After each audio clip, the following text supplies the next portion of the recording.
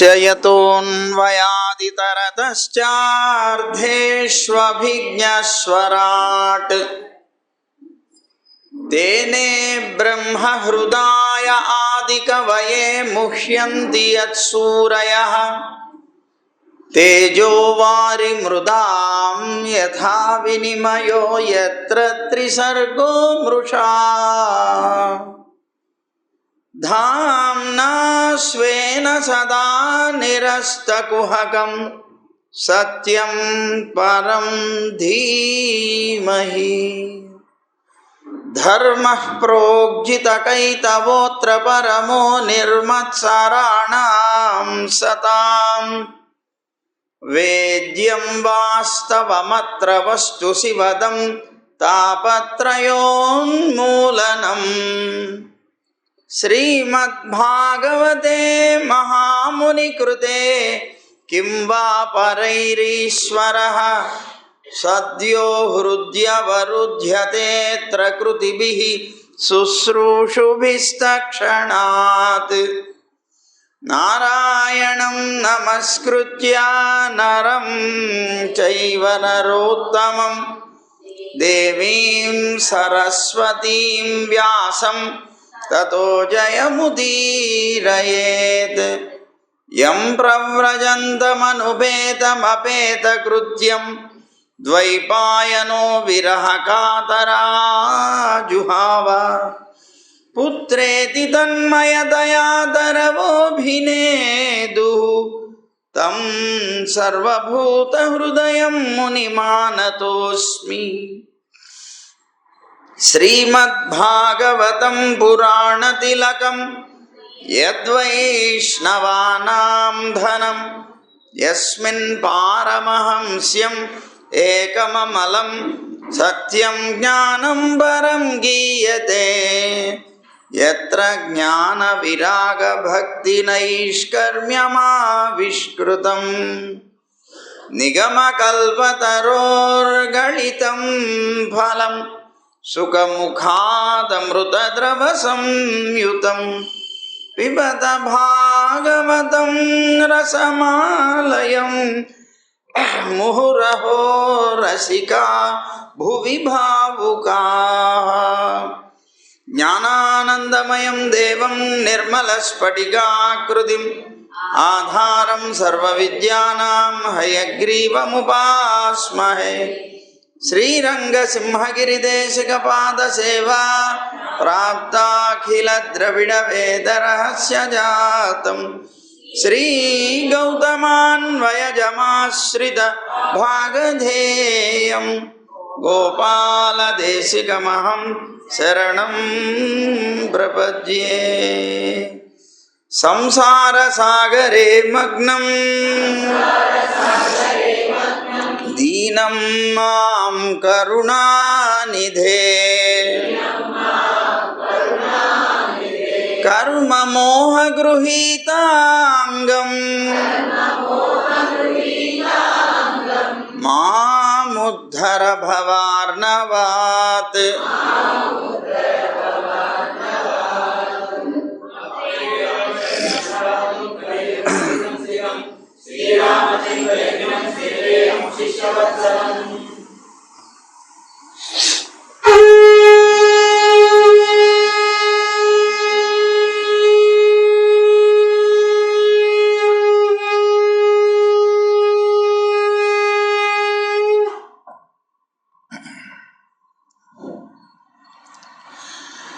జై గోవింద. ఇంకా ప్రభావతి పని అయిపోయింది, నిర్మల పని ఉన్నది అనుకున్నాడు కృష్ణుడు. సరే, లోకంలో అన్ని చోట్ల కూడాను అత్తాకోడళ్ళు ఇప్పుడు ఇద్దరు కూడాను విపరీతంగా కొట్టుకుంటుంటారు. ఎవరికి పడదు తొందరగా. అత్త మనస్సు కోడల మనస్సు ఇది రెండు కలవు తొందరగా. అలా ఎప్పుడూ ఉప్పు నిప్పులాగా ఉండేటువంటి అత్తాకోడళ్ళు లోకంలో ఉంటారు. కానీ ఇక్కడ నిర్మలను ఆవిడ యొక్క అత్తగారు ఇద్దరు కూడాను తల్లి కూతురులాగా ఉండేవారట. చాలా గొప్ప స్నేహం.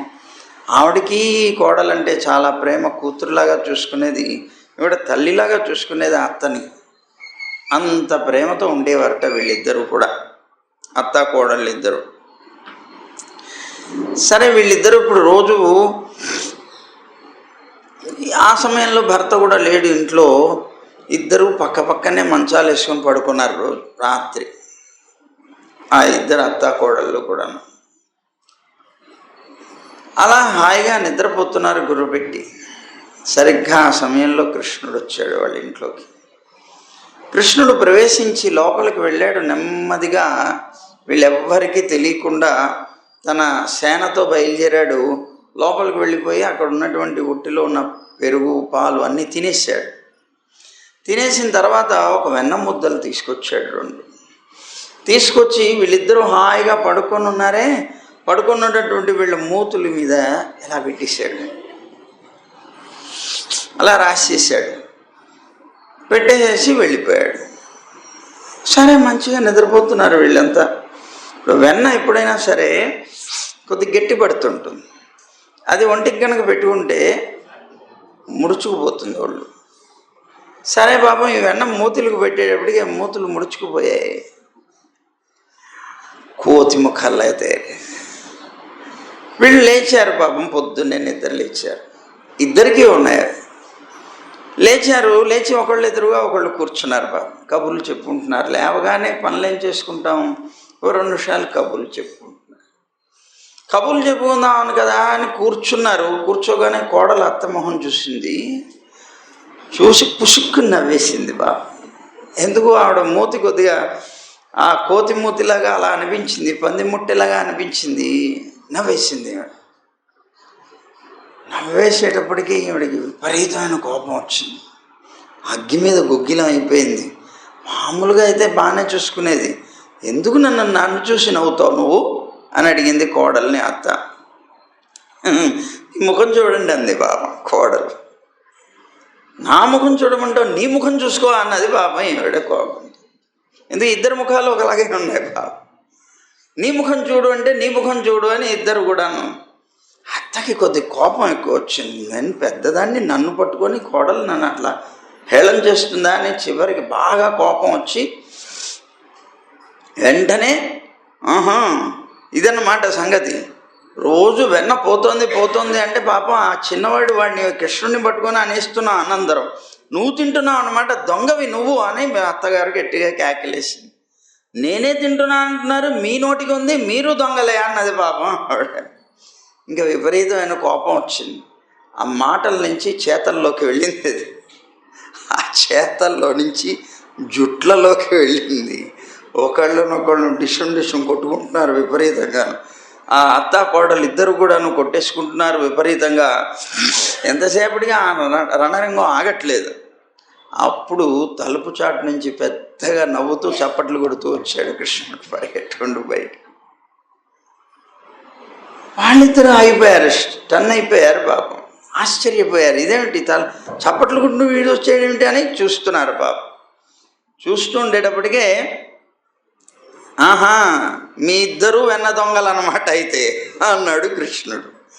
రోజు నన్ను పట్టుకొని వెన్న దొంగ అంటున్నారు, మీరిద్దరు వెన్న దొంగలు అనమాట అన్నాడు. అని గేలిగా చూడండి మీరే వెన్న దొంగలని గట్టిగా కేకలేశాడు. ఎప్పుడైతే వీడు చప్పట్లు కొట్టాడు, ఓరి దొంగ నువ్వా చేసింది ఈ గొడవ అంతటి కారణం అని అతన్ని పట్టుకోవడానికి వీళ్ళు పరిగెట్టారట బాబు. వాడు దొరకనట్టుగా తిరుగుతూ వెళ్ళాడు. జాగ్రత్త, ఇంకొకసారి కనుక మా అమ్మ దగ్గరికి వెళ్ళావా అన్నట్ట పాపం ఆ నిర్మలకి. సరే పాపం ఆవిడ నేను ఇంకెప్పుడు రానులే నీ జోలికి పో అన్నది పాపం, వదిలేసి. సరే నిర్మల పని అయిపోయింది. ఇంకా కాంచనని కాంచాలనుకున్నాడు పాపం. ఆవిడ దగ్గరికి వెళ్ళాడు. ఆవిడ ఒక్కతే ఉంటుంది, ఎవరు లేరు ఇంట్లో, ఆ ఒక్కతే ఉంటుంది. ఆవిడకి నేలనంటే అంత జడ ఉండేదిట, పెద్ద జడ. సరే పాపం ఆవిడ భోజనం చేసిన తర్వాత రాత్రి పడుకునేప్పుడు పక్క మీద ఈ జడను ఒక పక్కకి పెట్టుకొని పడుకునేది. పాప పెద్దది కదా బాబు, ఆ పక్కకి పెట్టుకొని పడుకునేది. మంచి నిద్రలో ఉంది బాబు. సరే వీళ్ళందరూ లోపలికి జొరబడ్డారు నెమ్మదిగా.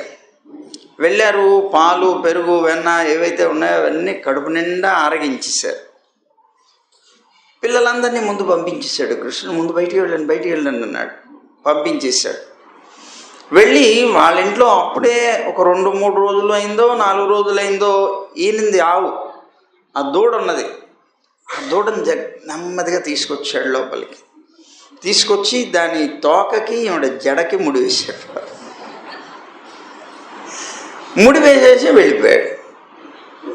సరే పాపం తెల్లవారింది. తెల్లవారగానే హరిహరి అంటూ పాపం నిద్రలేచింది ఈవిడ. హరిహరి అంటూ లేచి కూర్చుందాం కదా అనుకుంటుంటే ఎవరో వెనక నుంచి లాగేసినట్టు ఢామని పడిపోయింది. మళ్ళీ ఏంటి పడిపోతున్నాను ఇలాగా అనుకొని మళ్ళీ లేచింది. జడ పెద్దది. ఆ పెద్ద జడకి తోక ముడివేయబడింది. అది మళ్ళీ లేస్తోంది, మళ్ళీ పడిపోతుంది, మళ్ళీ లేస్తోంది, మళ్ళీ పడిపోతుంది. ఏమిటో అర్థం కావట్లేదు.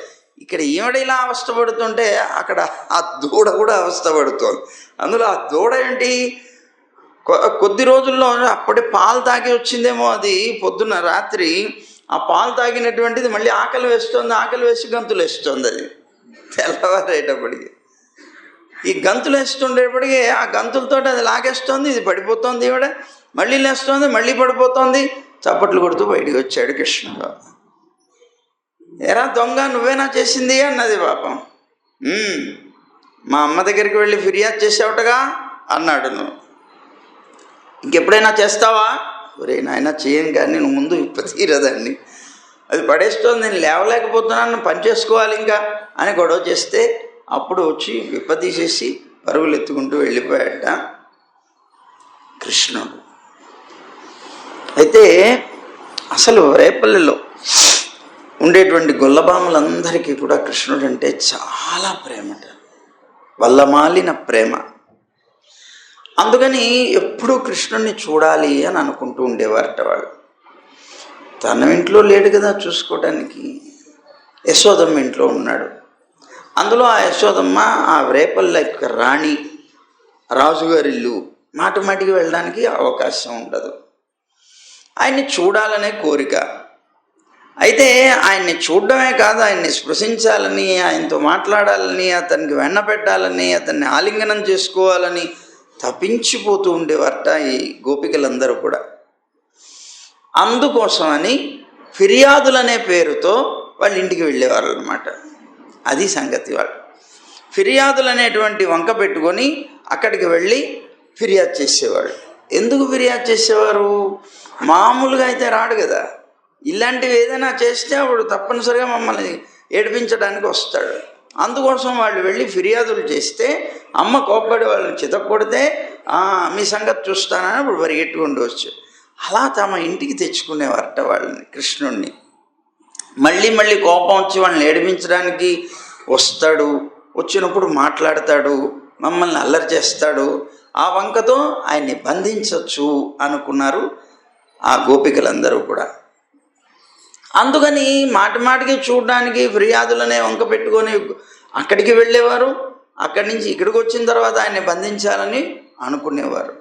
ఈ గోపికలందరూ రోజు పెరుగు చిలుకుతూ ఉంటే యథార్థంగా ఆయన దొంగ కాదు, వీళ్ళ వస్తువులు పోవడం కాదు, కోరుకునేది వీళ్ళే ప్రత్యేకంగా. రోజు పెరుగు చిలుకుతున్నా, వెన్న తీస్తున్నా, పాలు కాస్తున్నా, ఇవి మా కృష్ణుడు వచ్చి తాగాలి, మా కృష్ణుడు వచ్చి తినాలి, ఆరగించాలని అనుకుంటూ చేసేవారట వాళ్ళందరూ. మహాభక్తులైనటువంటి వాళ్ళ సంకల్పాలు వ్యర్థం కావు కదా మరి. అందుకోసం కృష్ణుడు కూడా తనకంత పాడి ఉన్నా కూడా వీళ్ళ ఇంటికి వచ్చేవాడు. వీళ్ళల్లోకి వచ్చి ఇళ్లలో ఉన్నటువంటివన్నీ దొంగతనం చేసేవాడు. మరి దొంగతనం ఎందుకు చేయాలండి? అది తర్వాత చూద్దాం. సరే, ఒక గోపిక ఇంటికి వెళ్ళాడు కృష్ణుడు. ఎవరు ఇంట్లో లేరు. ఏదో నీళ్లు తెచ్చుకోవడానికో ఏదో బయటికి వెళ్తారు కదా, గోపిక వెళ్ళిపోయింది. మంచి అవకాశం అనుకున్నారు. లోపలికి వెళ్ళాడు, పీటలు వేసుకున్నాడు, పైకెక్కాడు. ఉట్టిలో ఉన్నటువంటి ఓ కుండ ఉన్నది, ఆ కుండలో చూస్తూ తన చేతిని దాంట్లో పెట్టాడు. పెట్టి ఆ వెన్న ముద్ద ఒకటి చేతికి అందింది. చేతికి చిక్కించుకున్నాడో లేదో ఆ గోపిక నీళ్లు పట్టుకొని లోపలికి వచ్చేసింది, ఇంట్లోకి వచ్చింది. ఓరి పడవా, నువ్వు వచ్చావా, నువ్వు దొంగతనం చేస్తున్నావా అన్నది. ఎందుకు వచ్చావు ఇక్కడికి అని అడిగింది పాపం. అనేటప్పటికే వెంటనే కంగారు పుట్టింది కృష్ణుడు. అరే, ఈ గోపిక వచ్చేసిందే, నేను పట్టుబడిపోతానే, మళ్ళీ యశోదమ్మ దగ్గర తీసుకెళ్తుంది అని బాగా భయం వేసింది. భయం వేసి ఏం చెప్పాలో అర్థం కాలేదు. ఏం చెప్పాలో అర్థం కాకుండా చతురుడు గనక చాలా గొప్పగా అబద్ధం చెప్పడంలో కూడా నేర్పు చాలా గొప్పది. వెంటనే పట్టుబడిపోయే నేర్పు అనమాట. ఏమన్నట్టు వెంటనే, ఆగవమ్మా, ఊరికేనే ఏమిటి గొడవ పెడతావు అలాగ ఊరికేనే? ఏమిట్రా నువ్వు మా ఇంట్లోకి వచ్చి నువ్వు గొడవ పెడతావు అంటావేంటి అంటుందిట ఈ గోపిక. నా దూడ ఒకటి పోయింది, వెతుక్కుంటూ వచ్చాను, ఇక్కడ ఏదో తెల్లగా కనిపిస్తుంటే నా దూడ ఇందులో ఉందేమో అని చూస్తారా అన్నట్టు. నా దూడ తప్పిపోయింది, ఆ తప్పిపోయిన దూడను వెతుక్కుంటూ వస్తే ఇక్కడ తెల్లగా ఏదో కనిపిస్తూ ఉంటే నా దూడ ఏమన్నా ఇందులో ఉందేమో. ఊరి పడవ కొండలో దూడ ఉంటుందా నీకు అని పాపం ఉండు, నీ సంగతి ఏమిటో చెప్తానని లోపలికి వెళ్ళిందట బెత్తం తేవడానికి. వెంటనే దూకేసి తుర్రమన్నాడు పాపం మన కృష్ణుడు స్నేహితులందరితో కలిసి. సరే, తనకు ఒక అలవాటు ఉంది కృష్ణుడికి. వెన్న దొంగతనం చేసేవాడు. చేసిన తర్వాత చేతులు కడుక్కోవటం అలవాట్లేదు పాపం. ఒంటికి రాసుకునేవాడు. ఒంటికి ఎందుకని రాసుకునేవాడు అని అంటే, దొంగతనం చేయడానికి వెళ్ళినప్పుడు ఏ గోపికైనా పడితే చేతిలోంచి జారిపోవచ్చు, అందుకని రాసుకునేవాడు. ఒకటి.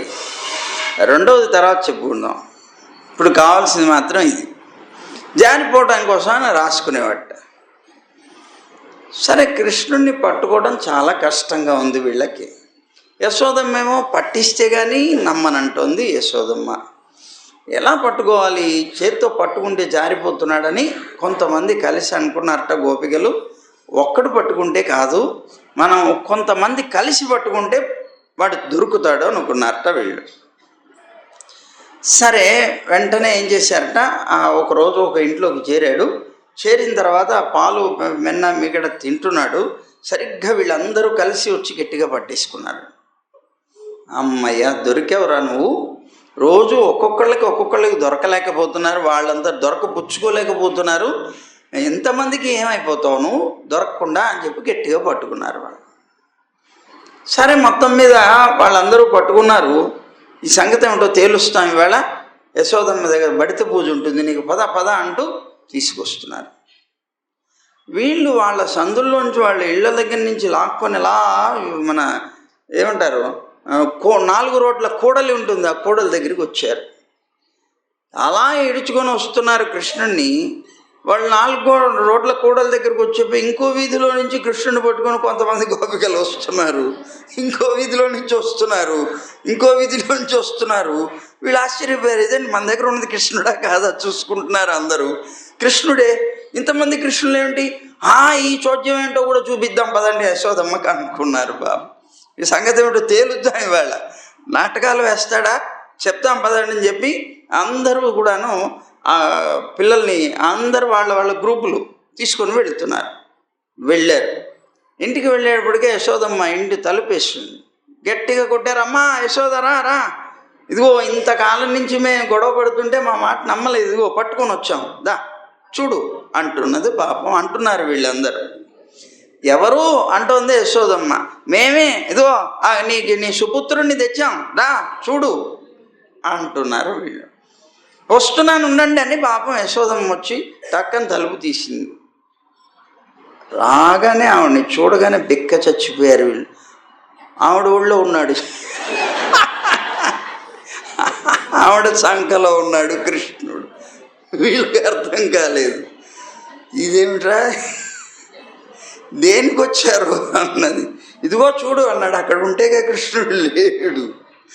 ఎందుకు వచ్చారమ్మా ఇంతమంది కలిసి, మళ్ళీ ఏం చేశాడు మా కృష్ణుడు అన్నాడు. ఊరికే పలకరించిపోదాం వచ్చామన్నారు. ఊరికే వచ్చామమ్మా, నువ్వు ఎలా ఉన్నావు పలకరించిపోదు. కృష్ణుడు ఉన్నాడు. ఒరే నాన్న బాగున్నావా, పలకరించి వెళ్ళిపోయారు. బాబు సిగ్గుపడ్డారు, ఏం చెప్పాలి, ఎందుకు వచ్చారు వీళ్ళు. అయిపోయింది పాపం. ఇలా గోపికలు అనేక రకాలుగా తిప్పలు పడుతూ ఉండేవారు కృష్ణుని పట్టుకొని. సరే, మొత్తం మీద ఇలా జరుగుతూ ఉండగా లోకంలో సహజంగా మనం అంతా కూడా ఇతరమైనటువంటి విషయాలకి ప్రాధాన్యతనిస్తాం. చూడండి, మన లోకంలో అంటూ ఉంటారు చూడండి అందరూ, ఏమండి మీరేమిటి పెరుమాళ్ళని సేవించుకోవడానికి తీర్థగోష్ఠికి రారేమిటి, లేదా భాగవత సప్తాహం జరుగుతుంది ఇక్కడికి వచ్చి సేవించరేమిటి, ఇలా అంటే ఎక్కడండి బిజీ అంటారు మనవాడు. పొద్దున్నుంచి సాయంత్రం దాకా ఒకటే పనులు, ఎక్కడ ఇదిగో ఆ బిజినెస్లో లేకపోతే ఆ ఆఫీసులకు వెళ్ళటం, ఇదే గొడవ. ఇలాంటి వాళ్ళకి బుద్ధి చెప్తాడు పరమాత్మ. అలా అంటే బుద్ధి చెప్తాడు. ఎలా చెప్తాడు చూపిస్తున్నారు. ఒకసారి యశోదమ్మ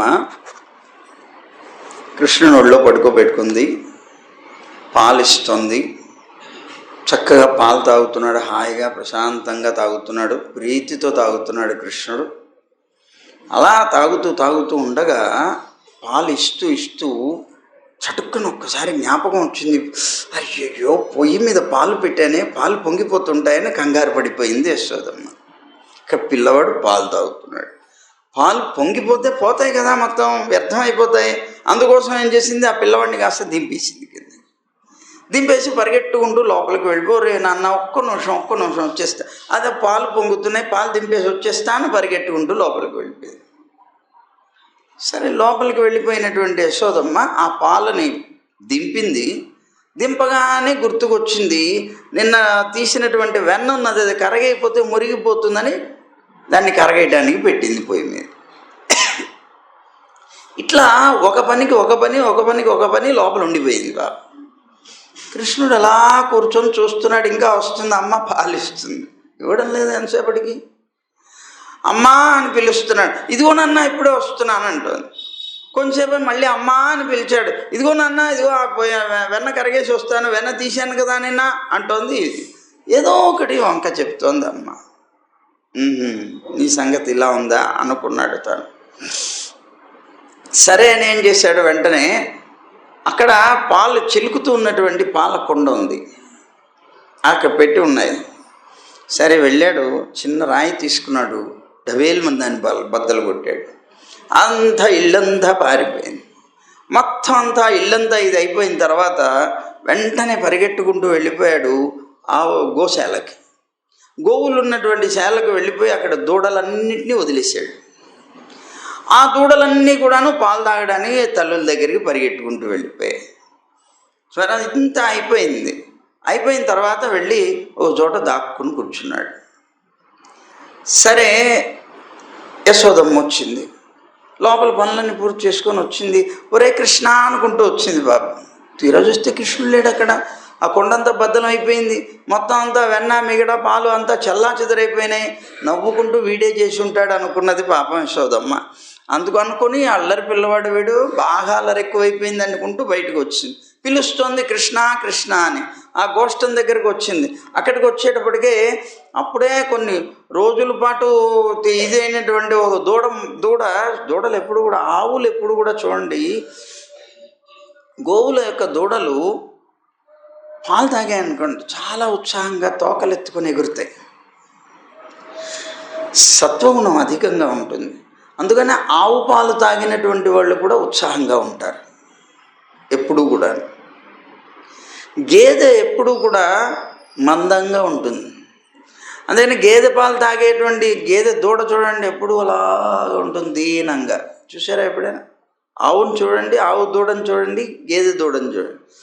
ఆవు దూడ పాలు తాగి అలా తోకెత్తుకొని ఎగురుతూ ఉంటుంది. ఆ ఎగురుతూ చెంగున వచ్చి యశోదమ్మ ముందు పడింది పాపం. ఒకసారి అదురుకున్నది పాపం. యశోదమ్మ అదురుగారే దూడ వదులుకుందే అని కట్టేద్దాం అనుకుంటూ దాన్ని పట్టుకొని వెళుతుంటే అన్ని దూడలు వదులుకొని ఉన్నాయి, వెళ్ళిపోయి తల్లుల దగ్గర పాలు తాగుతున్నాయి. ఊరి బడవా, నువ్వు దూడలన్నీ వదిలేసావా, ఇవాళ నీ సంగతి ఏమిటో తేలుస్తానని చెప్పి లోపలికి వచ్చేసింది. విసవిస ఒక కర్ర తీసుకుంది. నిన్ను వాళ్ళు వదులుతానేమో చూడు అనుకుంటూ ఎక్కడున్నావు అని నడుస్తుంది. పరిగెట్టుకుంటూ వచ్చాడు అమ్మ దగ్గరికి. వెనకాల నుంచి ముందుకు వచ్చి, అమ్మ నేను ఇక్కడే ఉన్నానే అని ఒక దూకు పరిగెట్టాడు బాబు. రేపు పట్టుకుంటా, ఒక్క నిమిషం ఉండు అంటోంది. పాపం ఉండలేదు, ఎంబడి పడింది పాపం, పరిగెడుతోంది వెనకాల. ముందు కృష్ణుడు, వెనకాల ఆవిడ. పెద్ద రన్నింగ్ రేస్, పోటీలు జరుగుతున్నట్టుగా పరిగెడుతున్నారు ఇద్దరు కూడాను. కానీ పాపం ఈవిడ పెద్ద ఆవిడ ఎంతసేపు పరిగెట్టగలదు? పాపం పరిగెట్టలేకపోయింది. పరిగెట్టలేక ఒరే నాయనా అందరా అంటుంది. ఏమ్మా నీకు పనులన్నీ లేకుండా చేశాను కదా అన్నాడు. ఆవులు దూడలు వదిలేశానా? దూడలు వదిలేసా అంటే పాలు లేవా? పాలు లేకపోతే పెరుగు లేదా? పెరుగు లేకపోతే వెన్న లేదా? వెన్న లేకపోతే నెయ్యి కాచక్కర్లేదా? ఈ పనులన్నీ లేకుండా చేశానుగా, పరిగెట్టి వెళ్ళనా? నాతోనే పరిగెట్టురా రా అంటున్నాడు కృష్ణుడు. ఊరి పడవని నువ్వు నన్ను ఇలా ఏడిపిస్తావా? చూడు ఇంటికి రా, నీ సంగతి చెప్తానంటోంది యశోదమ్మ. పరిగెట్టి వెళ్ళిపోయింది. ఇంకా పరిగెట్టలేకపోయింది, అతనితో ఇంటికి వెళ్ళిపోయింది. అలాగే ఎవరైనా సరే తమకేదైనా కార్యాలు ఉన్నాయి పరమాత్మ సంబంధమైనటువంటి సేవకి అని చెప్తే వాళ్ళని కూడా ఇలా తిప్పలు పెడతాడు, జ్ఞాపకం పెట్టుకోండి. అందుకని భగవత్ సంబంధమైనటువంటి విషయంలో తీర్థగోష్ఠి రండి, లేకపోతే ఇక్కడ ఇది జరుగుతోంది రండి అంటే, మాకు ఏదో ఆఫీస్ ఉందండి, ఏదో బిజినెస్ అండి, ఏదో అర్జెంట్ అండి, ఇదిగోండి ఫోన్లో చూడండి, ఇదిగోండి మెసేజ్లు ఇట్లా కాదు. పర్వాలేదు, అవన్నీ పక్కన పడి భగవంతుని గురించి ఆలోచించండి, అవన్నీ ఆయనే ఇస్తాడు అని అనుకోవాలి. ఎందుకంటే లోకంలో పనులు ఇచ్చింది ఎవరు? ఆయనే కదా. ఆ పనులు చేయడానికి ఇంద్రియాలు ఇచ్చింది ఎవరు? ఆయనే కదా. ఆయనే ఇవ్వకపోతే మనకి పనులు వస్తాయా? ఆయనే ఇవ్వకపోతే ఇంద్రియాలు వస్తాయా? మరి ఆయన్ని మర్చిపోతే ఎలాగా? ఇచ్చిన ఆయన్ని గుర్తుపెట్టుకోవాలి, మిగిలినవి కావాలంటే పక్కన పడేయాలి. మిగిలిన వాటికి మనం ప్రాధాన్యతనిస్తున్నాం, ఆయనకి మాత్రం ప్రాధాన్యతను తగ్గిస్తున్నాం మన జీవితంలో. అందుకే పరమాత్మ అప్పుడప్పుడు ఇలా కూడా మొట్టికాయ వేస్తుంటాడు అందరికి. సరే, యశోదమ్మ కూడా అలా అంటుంటే యశోదమ్మను కూడా చిన్న గిల్లి ఏడిపించాడు బాబు. సరే, మొత్తం మీద ఇలా ఒక ఇది తీసుకొని ఏడిపించాడు, అయిపోయింది. తర్వాత ఇలాగే ఒకటి ఇట్లా ఏడిపించడాలు అమ్మని ఎన్నిసార్లు పరిగెత్తించాడో అలాంటి కృష్ణుడు ఒకసారి దధి భాండుడి కథ అంటారు. దధి పెరుగు భాండం అంటే పెద్ద భాండం ఉండేది కదా. ఒక ముసలాయన ఉండేవాడు. తాను చేసేటువంటి లీలలన్నిటిలోనూ చక్కని సందేశం ఉంటుంది, సందేహం లేదు. ఒకసారి ఇలాగే అయింది. ఇంట్లోనే దొంగతనం చేస్తున్నాడు. అక్కడ ఇక్కడ చేస్తుంటే వాళ్ళందరూ ఏదో ఫిర్యాదులు చేస్తున్నారని ఇంట్లోనే దొంగతనం చేస్తూ పట్టుబడ్డాడు యశోదమ్మకి. ఆ యశోదమ్మకి పట్టుబడిన తర్వాత యశోదమ్మకి చాలా తీవ్రమైనటువంటి కోపం వచ్చింది. ఎరా, మన ఇంట్లోనే దొంగతనం చేస్తావా? నీ సంగతి ఏమిటో తెలుస్తానుండు అని కర్ర పట్టుకుంది. పాపం పరిగెట్టింది. తొందరగా యోగులకే దొరకడం కష్టం, ఈ అమ్మకేం దొరుకుతాడు? పరిగెట్టాడు బాబు. ఈవిడ పరిగెట్టి పరిగెట్టి పరిగెట్టి పరిగెట్టి వెళుతోంది. బాగా ఇద్దరు కూడా అంతసేపు పరిగెట్టి పరిగెట్టి వెళుతూ ఉంటే దారిలో ఒక ముసలి వ్యక్తి మధురలో పాలు పెరుగు ఏవో అమ్మేసేసుకొని ఒక పెద్ద ఇంత పెద్ద భాండం ఉన్నది అతని దగ్గర. అది పట్టుకొని బయలుదేరి వస్తున్నాడు వెనక్కి తిరిగి. ముసలివాడు కొద్దిగా అతని దగ్గర చేతిలో కర్ర ఒకటి ఉంది, ఇది ఉంది, పట్టుకొని వచ్చి ఆ పక్కన పెట్టుకొని ఆ భాండం బోర్లించి పెట్టాడు. పడుకున్నాడు కొద్దిగా విశ్రాంతిగా పడుకొని ఉంటే కృష్ణుడు పరిగెట్టుకుంటూ వస్తున్నాడు. అమ్మ నుంచి తప్పించుకోవడానికి వచ్చి తాత తాత అని పిలిచాడు బాబు. చటుక్కుని లేచాడు. ఏమిట్రా మనవడా, ఏం కావాలన్నాడు. ఏం లేదు, అమ్మ వస్తుంది, అమ్మ నన్ను కొడుతుంది, అదిగో నువ్వు నన్ను తీసి భాండం కింద దాచిపెట్టవు అన్నాడు బాబు. దా అన్నాడు. భాండం పైకెత్తాడు. లోపలికి పో అన్నాడు అని దాన్ని కింద పెట్టాడు. భాండాన్ని మూసేసాడు. మళ్ళీ పడుకున్నాడు. కొంచెం సేపు అయిన తర్వాత యశోదమ్మ పరుగులు ఎత్తుకుంటూ వచ్చింది. బాబు రోస్తోంది పాపం, చాలా చెమటలు కక్కేస్తోంది. అలా రొప్పుతూ వచ్చి ఇక్కడ ఏదో మనిషి కనిపించేటప్పటికీ టక్కన పోయి తాత ఏంటమ్మా అన్నాడు. కృష్ణుడిని చూసావా? కృష్ణుడెవడమ్మా అన్నాడు బా. అదేరా నల్లగా ఉంటాడు, అదో పచ్చగా మేము బట్ట కడతాం నెమలి పింఛం పెట్టి ఉంటాడు, అదో చేతిలో మురళి ఉంటుంది అని ఇవన్నీ కృష్ణుడు లేడు నా బంగారు నిద్ర పోగొట్టేపో అన్నాడు పాపం అతను. సరే పాపం ఈవిడ రాలేదేమో ఇటువైపు అనుకుంది. ఇంకా ముందుకు పరిగెట్టేటువంటి ఓపిక లేదు పాపం ఈవిడికి. మళ్ళీ వెనక్కి తిరిగి వెళ్ళిపోయిన తర్వాత కొంచెం సేపటికి కృష్ణుడు తాతా తాతా అని పిలిచాడు బాబు. ఏమిట్రా అన్నాడు. అమ్మ వచ్చిందా అన్నాడు. వచ్చింది, వెళ్ళిపోయింది. నువ్వు తీ పైకి తీ, నాకు ఊపిరాట్లేదు అన్నాడు. ఏమిటి అన్నాడు. బాండం తీవయ్యా అన్నాడు. బాండం తీయమంటావా అన్నాడు. బాండం తీ, నాకు ఊపిరాట్లేదు అన్నాడు. సరే నీకు బాండం తీస్తాను పైకి, మరి నేను అడిగింది ఇస్తావా నాకు అన్నాడు. ఏం కావాలన్నాడు. నాకు మోక్షం ఇస్తావా అన్నాడు.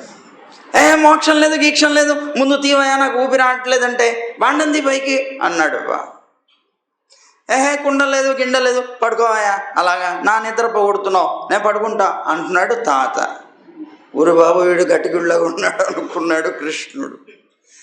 తీయవా అన్నాడు. నేను తీయను, ఇదిగో నాకు మోక్షం అన్నాను నేను, నాకే కాదు నాతో పాటు నా కొండకి ఇవ్వాలి, నా కర్రకి ఇవ్వాలి మోక్షం అన్నాడు. ఊరిని నీ కొండకి కర్రకు కూడా మోక్షం ఇవ్వాలా అంటున్నాడు తాను. అవును మరి, నాకు ఇస్తానంటేనే నీ కొండ తీస్తా పైకి, లేకపోతే తీయనన్నాడు. ఊరే నువ్వు చాలా తెలివిగలిగిన తాతవిరా నాయన అనుకొని, అలాగే సరే ఇస్తాను, మోక్షం ఇస్తాను, ముగ్గురికి ఇస్తాను, నువ్వు ఎవరికి కావాలంటే వాళ్ళకి ఇస్తాను, ముందు పైకి తీ అన్నాడు. దాంతో కొండ పైకి తీశాడు. కృష్ణుడు బయటికి వచ్చాడు. చిత్రం ఏమిటి దధివాండుడి యొక్క చరిత్రలో అంటే, మనకి విష్ణు పురాణంలో ఒక తమాషా చెప్తుంది శాస్త్రం. పశుర్మనుష్య పక్షివా ఏచ వైష్ణవ సంశ్రయా తేనైవ తే ప్రయాస్యంతి తద్విష్ణో పరమం పదం అని. పశువులు కానీ, పక్షులు కానీ, మనుష్యులు కానీ, చేతన అచేతన పదార్థాలు ఏవైనప్పటికీ కూడా ఒక సద్వైష్ణవుణ్ణి కనుక ఆశ్రయిస్తే తేనైవ తే ప్రయాస్యంతి, ఆశ్రయించినటువంటి వాడు తన ప్రయత్నం తానికి అవసరం లేకుండానే మోక్షాన్ని పొందుతాడు. ఎలా పొందుతాడండి? తాను ప్రయత్నం చేసుకోకుండా మోక్షాన్ని ఎలా పొందుతాడు? తేనైవ తే ప్రయాస్యంతి, ఏ వైష్ణవుడినైతే తాను పరిపూర్ణంగా విశ్వసించి ఆశ్రయించాడో ఆ వైష్ణవుడి చేతనే తీసుకుని వెళ్ళబడతాడు. తేనైవ తే ప్రయాస్యంతి తద్విష్ణో పరమం పదం. అందువల్ల మనకు కావలసింది ప్రధానమైనటువంటిది విశ్వాసం. విశ్వాసం, దృఢమైనటువంటి విశ్వాసం. మనకి భగవంతుడి మీద భక్తి ఉన్నా లేకపోయినా పర్వాలేదు, కానీ మనం ఆశ్రయించిన ఆచార్యుల యందు, భాగవతోత్తముల యందు పరిపూర్ణమైనటువంటి విశ్వాసంతో, భక్తితోటి కనుక మనం జీవించగలిగితే వాళ్ళే తీసుకెళ్ళిపోతారు. ఎలా తీసుకెళ్తారండి వాళ్ళు అంటే, పరమాత్మకి వీరి మీద ప్రేమ ఉంటుంది కనుక ఆ ప్రేమ చేత వారు వారికి పురుషకారం చేస్తారు కనుక వీరి మాట కాదని లేక వారిని కూడా తీసుకెళ్ళిపోతారు.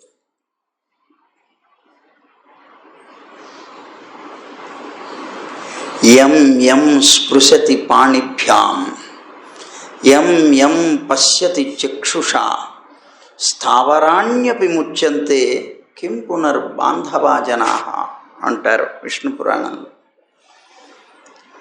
ఆ భాగవతోత్తములైనటువంటి వైష్ణవులైనటువంటి వారు యం యం స్పృశతి పాణిభ్యాం, వారి యొక్క హస్తాలతో ఏదైతే ముట్టుకుంటారో, యం యం పశ్యతి చక్షుష, ఏ వస్తువునైతే వారి యొక్క కళ్ళతో చూస్తారో, స్థావరాణ్యపి ముచ్యంతే, అది రాయి రప్ప చెట్టు చేమ అయినా కూడాను మోక్షం పొందుతుందంటే కిం పునర్బాంధవా జనాః, వారిని ఆశ్రయించినటువంటి మనుష్యులు మోక్షం పొందడంలో ఇంకా ఆశ్చర్యమే ఉంది అని అంటుంది.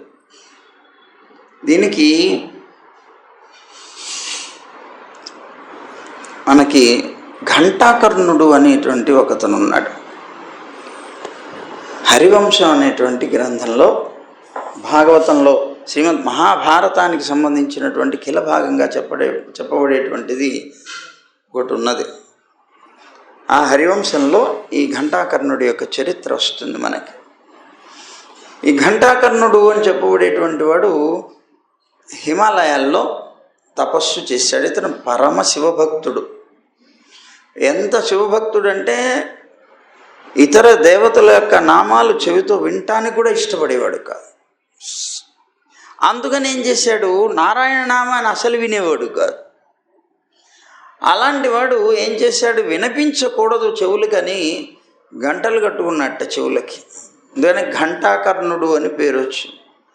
ఎందుకు, ఆ గంటలు మోగుతూ ఉంటాయి, మోగుతూ ఉంటే ఆ శబ్దం వినిపించదు కనుక ఇంకా భగవన్నామం ఇంకోటి వినిపించదు, తాను అనుకునేటువంటి ఆ శివనామం తప్ప అనే భావంతో అలా కట్టుకొని తిరిగేవాడు.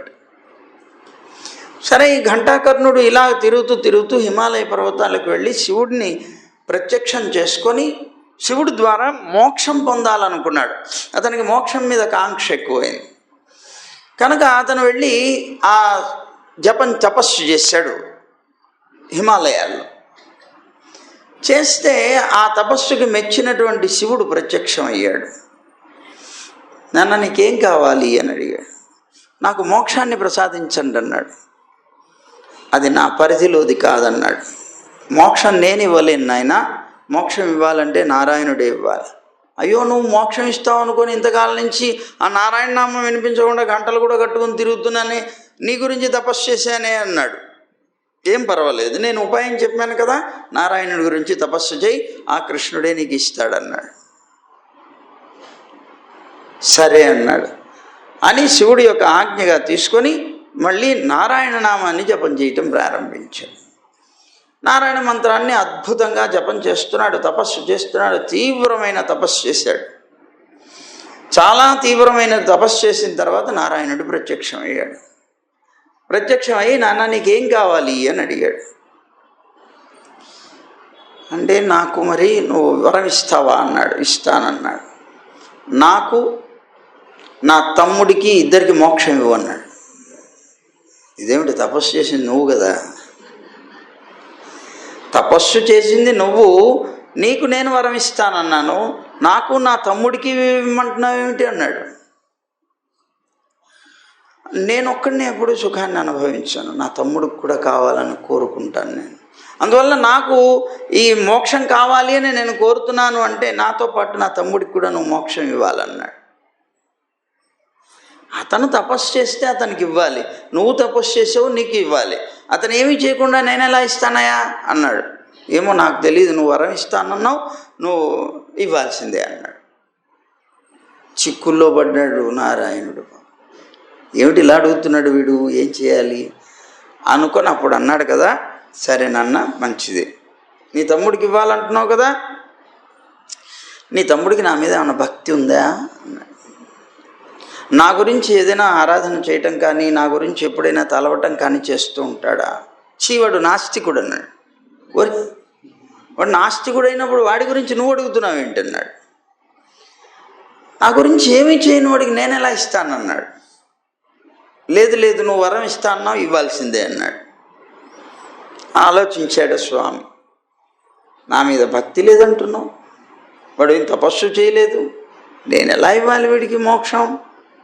సరే పోనీలే, నా మీద భక్తి లేకపోతే నీ మీద భక్తి ఉందా అన్నాడు. కనీసం భాగవతోత్తముడి మీద భక్తి ఉన్నా మోక్షం ఇవ్వడానికి అర్హత వస్తుంది కదా అని, నీ మీద భక్తి ఉందా, నువ్వు అన్నవి కదా, నిన్నెప్పుడు గౌరవంగా చూస్తాడా, నీ మీద భక్తితో ఉంటాడా అన్నాడు. నాకు వాడికి నిప్పు వేస్తే, మధ్యలో ఉప్పు వేస్తే నిప్పు అవుతుందని అన్నాడు. ఓరి మరి ఇంకేం, నువ్వెందుకు కోరుతున్నావు మరి వాడికి మోక్షాన్ని? నిజంగా అయితే నాకు వాడికి పడదు, కానీ వాడికి కూడా మోక్షం కావాలి నాకు కోరిక అన్నాడు. చిక్కుల్లో పడ్డాడు. ఏం చేయాలి ఇప్పుడు? నా మీద భక్తి లేదు, నా భక్తుడైనటువంటి నీ మీద భక్తి లేదు మరి అంటాడు. అలాంటి వాడికి నేను ఎలా ఇవ్వగలనయ్యా మోక్షం అన్నాడు. ఏమో నాకు తెలియదు, నువ్వు మోక్షం ఇస్తాన్నావు, ఇవ్వాలన్నాడు.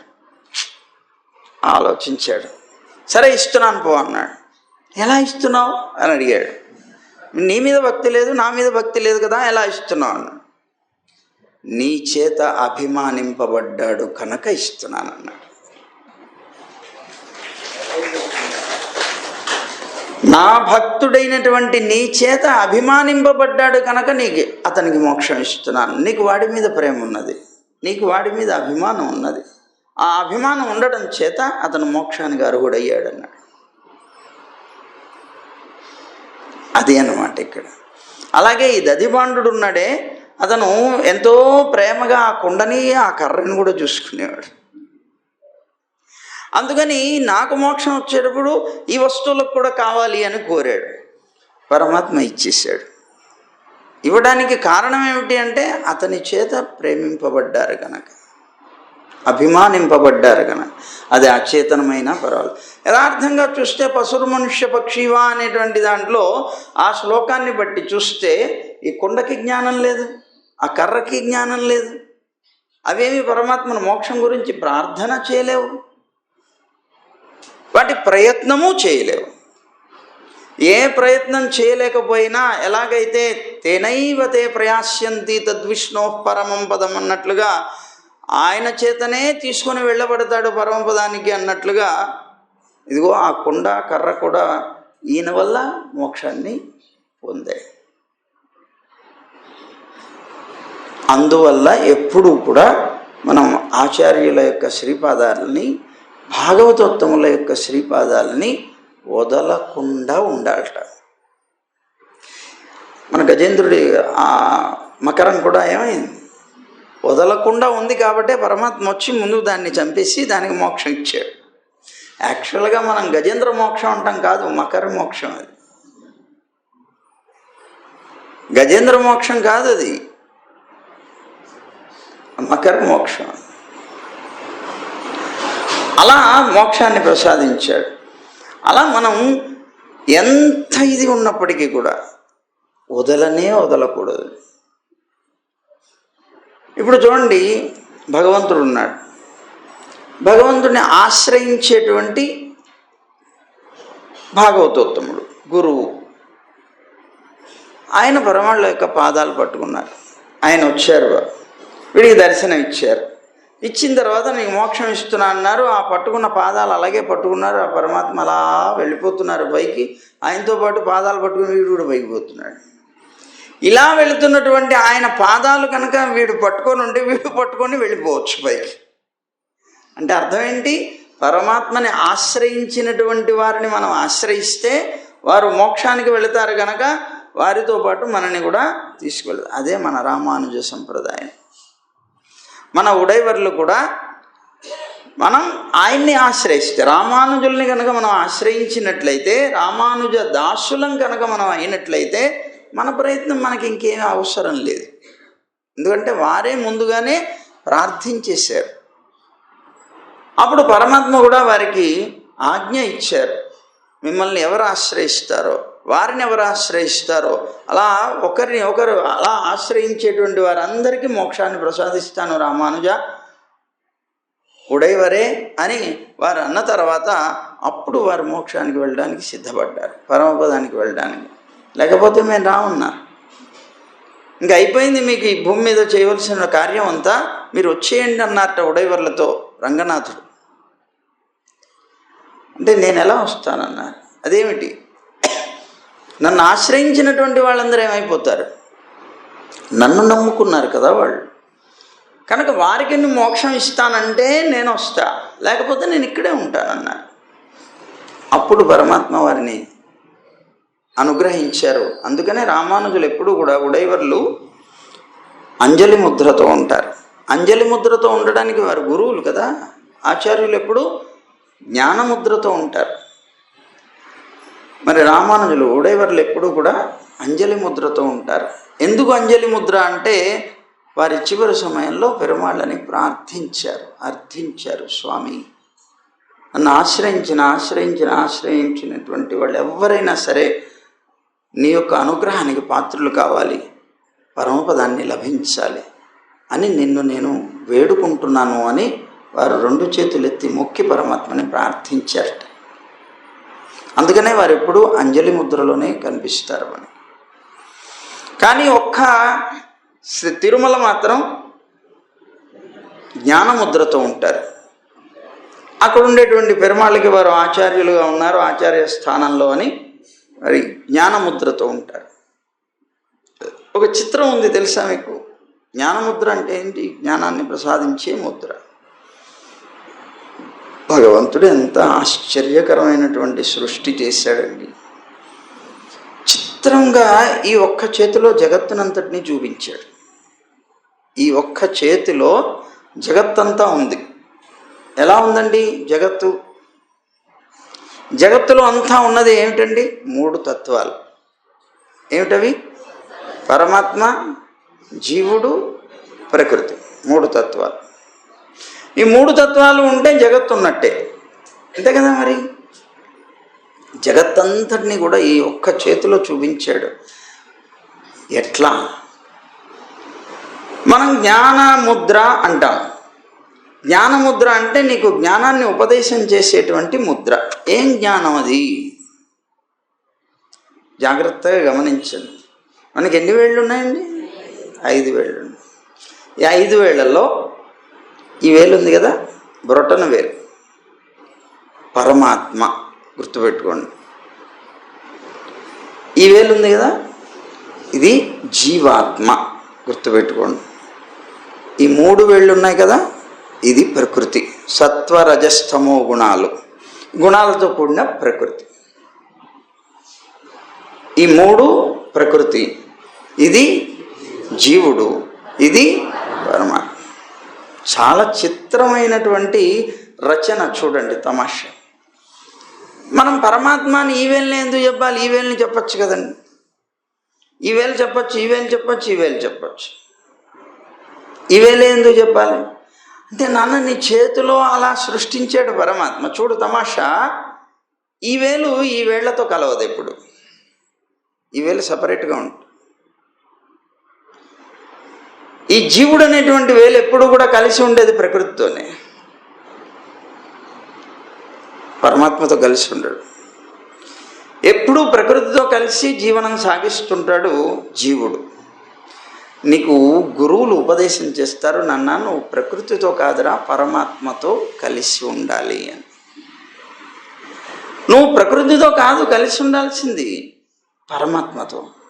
నువ్వు ప్రకృతితో కలిసినంతకాలం సంసారంలో పడతావు. ఎప్పుడైతే నువ్వు పరమాత్మతో కలిసి ఉంటావో అప్పుడే విముక్తి. ఎప్పుడైతే నువ్వు పరమాత్మతో కలవడానికి ఇలా ముందుకు వస్తావో అప్పుడు ప్రకృతితో విడబడతావు. చూసావా? నువ్వు ప్రకృతి నుంచి విడబడ్డావా లేదా? అలా ప్రకృతి నుంచి విడబడి నువ్వు పరమాత్మతో కలిసి జీవించాలి. ఇది నీ యొక్క జీవన విధానం. ఇందుకోసమే నీకు మానవ జన్మ వచ్చింది అని జ్ఞాన ఉపదేశం చేస్తారు. అందుకే దీనికి పేరు జ్ఞానముద్ర అంటారు. ఇంకోటి చూడండి, పరమాత్మ లేకపోతే జగత్తు ఉన్నదా? లేదు. జగత్తుకి ఆధారం ఎవరు? చేతికి ఆధారం ఏది? బ్రొటన వేలు. బ్రొటన వేలు లేకపోతే మీ 4 వేళ్ళు ఉన్నా కూడా ఉపయోగం లేదు. ఏ పని మీరు చేయలేరు. 4 వేళ్ళతో ఏమైనా చేయగలరా? ఇదే ఉండాలి. ఇది లేకపోతే ఏ పని జరగదు. అలాగే పరమాత్మ లేకపోతే జగత్తులో ఏ పని జరగదు. ఈ వేలు చాలా ప్రధానమైంది. దీనితో పాటుగా చేర్చబడి నీకు ఉపదేశం చేయబడుతోంది. నువ్వెప్పుడూ ప్రకృతితో అంటే సత్వరజస్తమో గుణాలతో స్నేహం చేయకు, పరమాత్మతో ఎప్పుడు కలిసి ఉండే ప్రయత్నం చెయ్యి. ఇది జ్ఞానముద్రలో ఉన్నటువంటి రహస్యం. కనుక అలాంటి జ్ఞానముద్రని పెట్టి మనకి ఆచార్యులు ఎప్పుడు కూడా మన జ్ఞానాన్ని బోధిస్తారు. ఆ బోధించేటువంటి జ్ఞానాన్ని మనం పొందగలిగితే తరిస్తాం, లేకపోతే లేదు. ఏమోనండి మా బుర్ర. ఉడేవాళ్ళు ఏం చేస్తున్నప్పుడు రామానుజుల వారు ఒక రోజు కాలక్షేపం అనుగ్రహించేవారు. కాలక్షేపం అనుగ్రహిస్తూ ఉంటే అందరూ కూడాను చాలా ఆనందంగా వారు అనుభవించేవారు విని. ఆ వచ్చినటువంటి కాలక్షేపంలోనే ఒకరు పాపం మూగివారు, చెవిటివారు. వారికి పాపం వినిపించదు, అలాగే వారు చెప్పలేరు. అలాంటి వారు ఒకరు వచ్చి కూర్చునేవారు పాపం రోజు. మీరు అద్భుతంగా కాలక్షేపం చెప్తుండేవారు. వాళ్ళందరూ కూడా ఆనందంతో వింటూ చాలా వాళ్ళ ముఖంలో ఉండేటువంటి ఇవన్నీ కూడాను వాళ్ళు ఆనందం అయితే ఆనందం అలా ఇది చేస్తూ ఉండేవారు. పాపం ఆయనకి మాత్రం ఏం వినిపించేది కాదు. ఏమీ వినిపించక పాపం ఆయన కళ్ళంబడి నీళ్లు కారుస్తూ ఉండేవారు. మిగిలిన వాళ్ళు అనుకునేవాళ్ళు పాపం అతను ఎంత అనుభవిస్తున్నాడో అనుకునేవారు. పాపం చాలా అనుభవిస్తున్నాడు పాపం అతను. నిజంగా అతను దుఃఖం వస్తుందంటే ఎంత అనుభవిస్తే వస్తుంది, మామూలుగా రాదు కదా అనుకునేవాళ్ళు మిగిలిన వాళ్ళు. ఎవరికి తెలియదు పాపం, ఆయనకి వినిపించదు, ఆయన మాట్లాడలేడు. సరే, రామానుజుల వారు ఆయన బాగా ఎప్పుడు తీవ్రంగా ఏడుస్తూ ఉండేవాడు. అది చూశారు ఉడైవర్లు. చూసి ఒకరోజు వెళుతూ బయటికి ఆయన్ని పిలిచారు. ఎందుకయ్యా నువ్వు ఏడుస్తున్నావు అలాగా, నీకేమిటి దుఃఖం అన్నాడు. అని అడిగితే వారు అన్నారు, సైగలు చేసి నోరు లేదు, చెప్పలేరు. ఆయన గట్టిగా చెప్తూ ఉంటే అర్థం చేసుకున్నప్పుడు వారు సైగ చేసి చెప్పారు, వీళ్ళందరికీ నోరుంది, చెవులున్నాయి. మీరు చెప్పేటువంటి అమృత ప్రవాహం ఏదైతే ఉందో దాన్ని అంతటిని పానం చేయగలుగుతున్నారు, అనుభవించగలుగుతున్నారు. కానీ నాకు చెవులు లేవు, నోరు లేదు. అందువల్ల మీరు చెప్పేది ఏమిటో నాకు అర్థం కావటం లేదు. నేను ఒక్క మాట నా చెవిలో పడినా నేను తరిస్తాననేటువంటి బాధ నాలో ఉంది. కానీ నేను వినలేకపోతున్నానని దుఃఖపడుతున్నాను, అందుకోసం దుఃఖిస్తున్నానన్నారు. వారి ఆర్తి చూసినటువంటి రామానుజుల వారికి చాలా దయ కలిగింది వారి మీద. సరే, నీకేం పర్వాలేదు, బెంగపడకు, నువ్వు ఇలా రా అన్నారు. అని లోపలికి తీసుకెళ్ళారు. అక్కడే కూరేసులు ఉన్నారు. కూరేసులు చూశారు, ఏమిటి రహస్యంగా లోపలికి తీసుకెళ్తున్నారు, వీరికి ఏం చెప్తారో, వీరికి ఏం ఉపదేశం చేస్తారో, మాకందరికీ కూడా చెప్పండి, ఏదైనా రహస్యంగా బోధిస్తారేమో అని అనుకున్నారట బాబు. ఆయన లోపలికి రా అని అన్నారు. లోపలికి వెళ్ళిన తర్వాత తలుపు వేశారు. ఆ తలుపు పూర్తిగా పడలే, కొద్దిగా సందులు కనిపిస్తున్నాయి. ఆ సందుల్లో నుంచి లోపల ఏం జరుగుతుందో అని కూరేసులు పాపం చూస్తున్నారు. చూస్తుంటే రామానుజుల వారు వారి పైన ఉండేటువంటి శాటి తీసేసి వారి యొక్క దివ్యమంగళ విగ్రహాన్ని చూపించి, నీకు నేత్రాలు ఉన్నాయి కదా, ఆ నేత్రాలతో నా స్వరూపాన్ని సేవించవయ్యా అన్నారు. ఇది నువ్వు రోజు స్మరిస్తూ నీ జీవితం గడుపుకో, నీకు కూడా మోక్షం వస్తుందన్నారు. అబ్బా, ఈ మాట వినేటప్పటికే కూరేసులు ఎంత బెంగపడిపోయారంటే, చీ, నాకు చెవులు ఎందుకు వినిపిస్తున్నాయి, నాకు నోరు ఎందుకున్నది, చీచీ, ఇవి లేకపోతే నేను కూడా ఆ భాగ్యాన్ని పొందుందును కదా, నాకు ఇలాంటి భాగ్యం లేకుండా ఉడైవర్లు అయ్యో అని చాలా దుఃఖపడ్డారట వారు. అది ఒక్కటే ఉపాయం.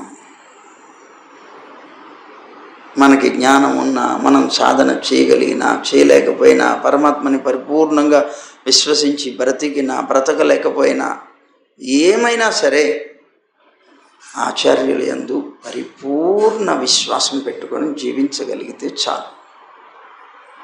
ఇంకంతకు మించి ఇంకేం అవసరం లేదు. యథార్థంగా అదొక్కటే కుదరదు మనకి. ఎందుకు కుదరదు? మనం పెద్దల్ని కూడా, ఆచార్యులను కూడా మనలాగా భావిస్తాం. మనలాగే తింటున్నారు, మనలాగే తిరుగుతున్నారు, మనలాగే మాట్లాడుతున్నారు కనుక వారు కూడా మనతో సమానమే.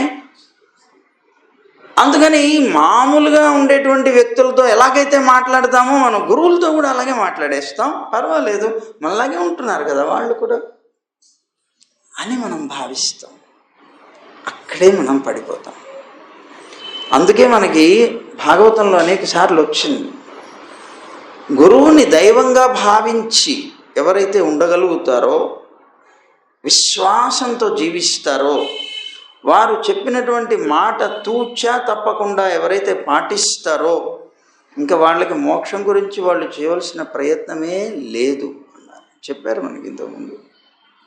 వారి ప్రయత్నం అవసరం లేదు. ఇంకా మోక్షం కోసం వారు తప్పించాలి, నేను భగవంతుని భక్తి ఉందా, శరణాగతి చేశానా, ఏం చేశాను, అది ఇది ఏమీ అవసరం లేదు. అంతటి స్థితి ఉంటుంది పరిపూర్ణ విశ్వాసానికి. ఆ విశ్వాసంతో మనం జీవించగలగాలి. అది ఒక్కటే చాలు. మరి నమ్ముకొని బతికే అవన్నీ కుండాను కర్రాను అతను ఎలా వాడుకుంటే అలా వాడబడ్డాయి కదా. కుండ కర్ర ఏమిటి? శేషభూతులై ఉన్నారు. శేషత్వం అంటే ఏమిటి? యథేష్ట వినియోగార్హత్వం. ఇష్టం వచ్చినట్లు యజమాని తన ఇష్టం వచ్చినట్లు తాను వాడుకోవడానికి వీలుగా ఉండగలగటం. నా ఇష్టం వచ్చినట్లు మీరు నన్ను వాడుకోండి అని చెప్పడం శేషత్వం కాదు. మీ ఇష్టం వచ్చినట్లు మీరు నన్ను వాడవచ్చు అనటం శేషత్వం. ఇప్పుడు కర్ర కుండ ఏముంటాయి చెప్పండి? వాటి ఇష్టం వచ్చినట్లు అతని చేత వాడబడతాయా, లేకపోతే అతని ఇష్టం వచ్చినట్లు దాన్ని వాడుకుంటాడా? అందుకని అవి శేషభూతాలయ్యాయి. ఎప్పుడైతే అంత విశ్వసించి ఆయన దగ్గరే పడి ఉండి ఆయన ఎలా వాడుకుంటే అలా వాడబడ్డాయి కనుకనే భగవంతుడు అచేతనాలైన వాటికి మోక్షాన్ని ప్రసాదించాడు, ఇచ్చాడు.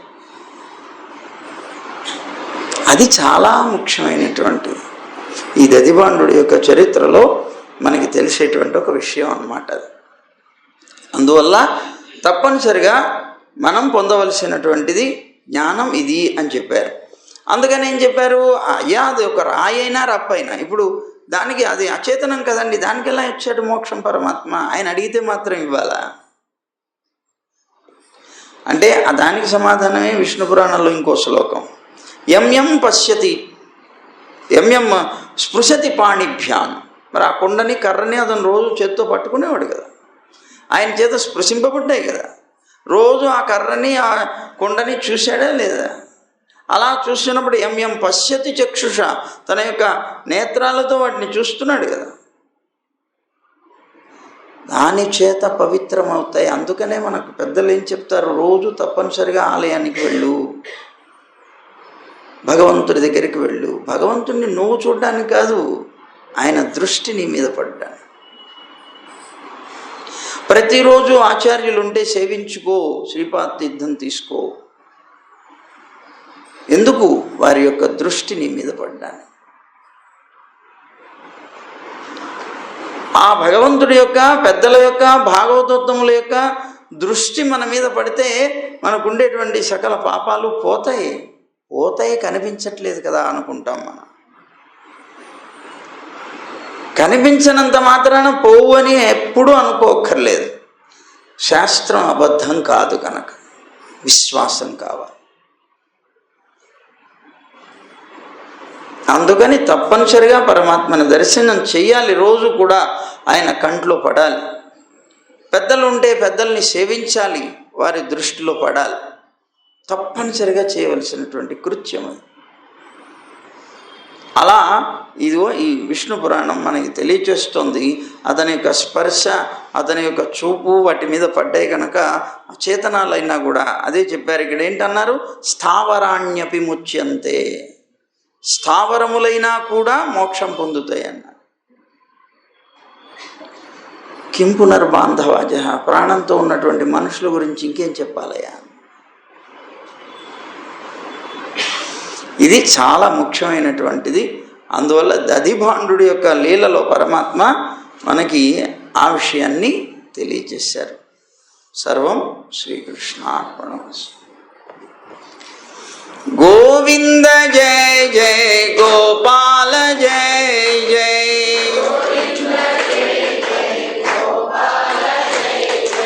రాధారమణ హరి గోవింద జయ జయ,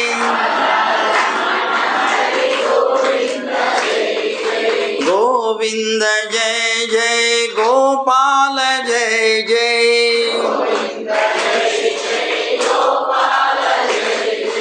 రాధారమణ హరి గోవింద జయ జయ,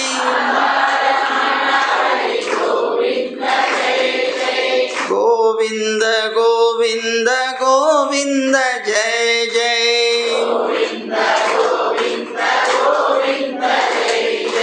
రాధారమణ హరి గోవింద జయ జయ.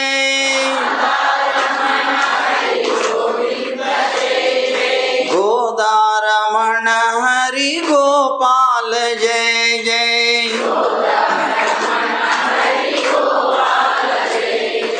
गोविंद गोविंद गोविंद जय जय। गोवर्धनोद्धार गोविंद जय जय।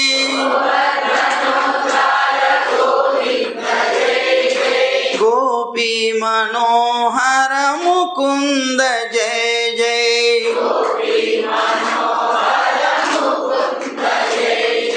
गोवर्धनोद्धार गोविंद जय जय। गोपी मनोहर मुकुंद जय जय।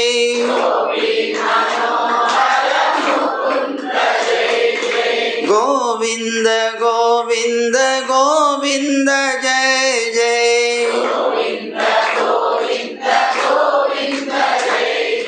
गोविंद जय जय गोपाल जय जय।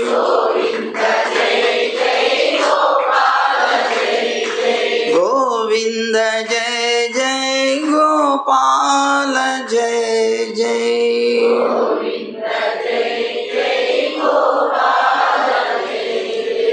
जय गोविंदा, जय जय गोविंदा, जय जय जय गोविंदा। जय श्रीमन्नारायण, जय जय श्रीमन्नारायण, जय जय जय श्रीमन्नारायण। सर्वं श्रीकृष्णार्पणमस्तु।